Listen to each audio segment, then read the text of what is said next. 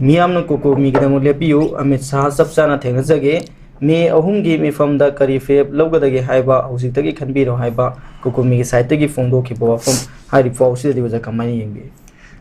कोकोमी गी स्टेप से को आई वखंदा खरबु थेंगमलब्रा को अदे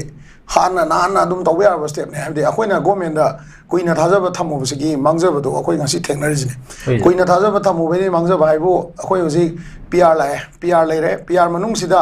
अखोइना आशा तौरमिसे फरे अदोइ तादि बोथ साइड से फजना डिसाम तौरगांदा डिसाम तौरगा अखोइगी सिटीजन टू सिटीजन कॉन्टेक्ट से हलकद्रा ने खनबनेबा अदोना ngasi गवर्नमेंट ऑफ इंडिया दा मोइना उतलीबा मणिपुर इरांगी कंसेप्ट सिगा पार्लियामेंट दगा मोइना हाइबा कंसेप्ट तुगा अखोइना सिदा मणिपुर दा एज अ मैतेई प्रजा नत्रगा मणिपुर की इंडिजिनस पीपल मोइना थेंगनरीबा अखोइगी हुजिकी कनो से मैटर से सिगदी पुरा तायोनरे हाइतारे को अदुना गवर्नमेंट ऑफ इंडिया ना पीआर से थमजलकाना ओरिजिनल होइबा मोइना सानगिबा कयानी यामना कयानी याम अमम नाइरी याम ऑर्थोडॉक्स फोदम हाइबे आपजाने याम चाखोत्तम मोंगना सानगिबा राजनीति हाइतारे को से मतमदा आईएम मुथना बोना दा मोइना मिलिटेंट सिंग आर्म तौखिबा को अदुदगी मोइदा ट्रेनिंग पीबीगिबा अदुना मोइदा होजे ओनजलगा चिक्लेइने मोइ हाइ ताबिरक्तरमने होजिसे लंबीदा चरलो हाइबो ताबिरक्तरमने को अदगी अखोइना गवर्नमेंट थाजबाइबो सेंट्रल गवर्नमेंट नतना स्टेट गवर्नमेंट की मेकानिज्म सिदा थाजरकांदा अखोइगे पॉपुलेशन जी हेंगलकपदा न्यू विलेजेस सिंग अदगी न्यू खुंदारकपा अदगी सिटीजन सिंगदा आधार कार्ड पिरमिबा ऑफिशियल सिंग एसडीसी की इलेक्टोरल की सिगी अखोइगी लोकल ओइबा मी मैम से सिजिंग सिसु अखोइ याम तक अखोइ थेंगनरमगदमने से कोकोमीने लौरेबा स्टेप से मियामना तंगाई मियामना अचौबा सपोर्ट अमा सोइदना तौरकद्रा अदुगा थेंगबदी खिरंग थेंगमले अदु मियामनसु कोकोमीना लांगिबा सुमाइना ngасai के हाइतारे मियामगी मरक्तसु इमुंगदा लेकाई को क्लब ता मिफम सिंग से फमकांदा गवर्नमेंट सी अखोइना इंडिया दा तिलुरबनिना अखोइ थेंगनदोइजे होजि मैतै मसेन थेंगनाबा मैतै का पंगनगा थेंगनाबा मैतै का इंडिजिनस ट्राइब का थेंगनाबदु पुरा तोआन थमगरोबा अखोइगी ओइबा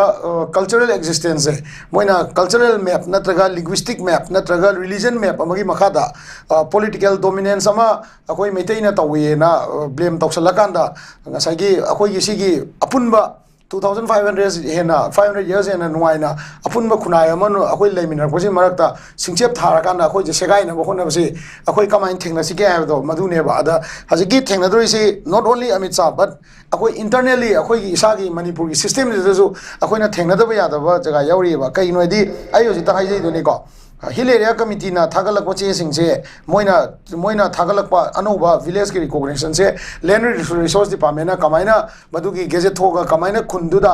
इंडिया की ओइबा चाक्थुम सिंग अखोइ चेंग येनबा थुम येनबा मई की कनेक्शन सि मैम से नॉन रिकॉग्नाइज्ड विलेजेस सुंददा कमाइ तौर पिरामिनो कमर्शियल ओइगेरा डोमेस्टिक ओइगेरा कमाइ पिरामिनो राशन कार्ड कमाइ पी अदगी ngसाइगी अखोइगी न्यू विलेज की ममिंग की रजिस्ट्रेशन से कमाइना पिरिनो 100 years की लीज इनरगा खाना रेबा होजि खोनसाखुलदा कायदा अदगी सि ओखोइ इवन लितान जिसो असिदा तारिबा कुकी इचिनाउ सिंग मोइ 100 years की लीज तुंगौगी इचिनाउ सिंग इनाबा लीज ओरमने सेसो असुगुम्बा मयाम सि कनो के लीगली स्टैंड तौरिबा सिंग से कमाइन तौरगा यारमिनो मदुगी ओइबा अखोइ इंटेलेक्चुअल नॉलेज सिंग दो हयं तुंगदा थोलक सिंग दो मोइ मयामना कमाइना उरमदिनो मरुइना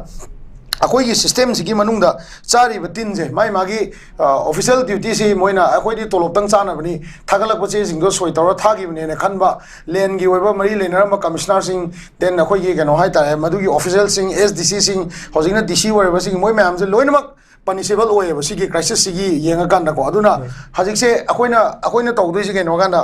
ngसाइगी अखोइगी सेंट्रल गवर्नमेंट की पॉलिसी एंड प्रोग्राम से अखोइना चप चाना थेंगनबा मतमदा अखोइगी सिदैदा पॉलिटिकली अखोइसु प्रजा गिसु पॉलिटिकल स्टैंड अमा लौदबा यार ओइबा अखोइ हुजि अखोइ बीजेपी दा थाजबा थमे येंगे अखोइ कांग्रेस दा थाजबा थमे येंगे बीजेपी की मैम सिना मसा वोट कारगा मसा की तोलोप चारगा हुजि कनो केम तौंगमदे हुजि इवन येंगो ngarang anta ऑनरेबल मिनिस्टर हाना ओइरमम नाइदनि तंगदु लेताबा लेत्रकांदा मणिपुर दा तंगदु लेताबा लेरकांदा मणिपुर इसाई लेंगा लाकने है दो तादी अखोइ मसेन खनरी सिदा पॉलिटिकल रोल अमा से अखोइगी मोइगी बीजेपी मनुंगदा ट्राइबल की एमएलए सिंग दुगा मोइगा फामिनरगा मोइगी ओइबा पिस्टोक अमा तौगदबदो पॉलिटिकल टॉक अमा तौगदबदो अदुदी तौबा ngamdraga प्रजादा कोकोमीदा अमुकोदा अदगी कनोदा अखोइ कहनी फोक्स ता कइदा बोन काउसलगा प्रजा मसेन साउनालगा मोइना बोट सुम लेपगा मोइ पॉलिसी सुम सेमगे अखोइदी थोंगदंग सागे अखोइना एयरपोर्ट तंग सेमगे अदे अखोइना मई तंग लेकाई की मई तंग थानगे हॉस्पिटल की इनॉग्रेशन अखोइ तौगे अदगी ngasai कहनी को अखोइ लंबी सेमबदुना अखोइ सेमगे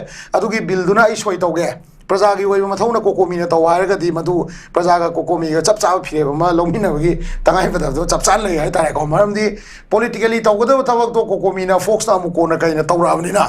मोई दरकार तो कई लेते पोलिटिकल पार्टी की दरकार तो कई लेते है को मधुकी पोतुना मुन्न येंगान अखोई मियाम का कोकोमीगा तांग मरीद लौगदब फिरेब से याम क्रुशियल होइबा फिरेब होयनी मसीदा अखोई भारत सरकार कमायना थेंगनगनी हाइबे मथक्ता प्रजाना मसाइगी अखोई राजनीति वाला सिंगसिना राजनीति तौरिबसिंगसिना असै अइना हाइजबा थोंग संगागे रिबन कक्के अदगी स्कीम की प्रोजेक्ट के पैसा दंग लोगे अदुगा कम्युनिटी की मरकता लैबा अदगी ngसाइगी अइना हाइजबा विलेज की रिकॉग्नाइजिंग हिल एरिया कमिटी की लाइबिंग अखोई पोलिटिकली थेंगनगे असेंबली मनुंग थेंगनगे मसी कन्विंस तौगे गाइना खनब ngमदब पॉलिटिशियन सिंगसे लेतंबे हाय तारे को कोकोमी अदगी अमुको फोक्स अदगी सीसीएस के मोय मैम सिना होइना अदगी यूनाइटेड कमिटी मणिपुर मोय मैम सिना होइना डायलॉग दो होय तादी मोयगी दरकार केसु लेत्रे मोयदी पैसा तानबगी होइना थोलकपगी मोंग लाए अदुना फिरेब तो याम फजबा मोंग द मियाम गा पुन्ना लौमिनबदा चप चाव मतम अमदी होय ना इस्माइन थमजगे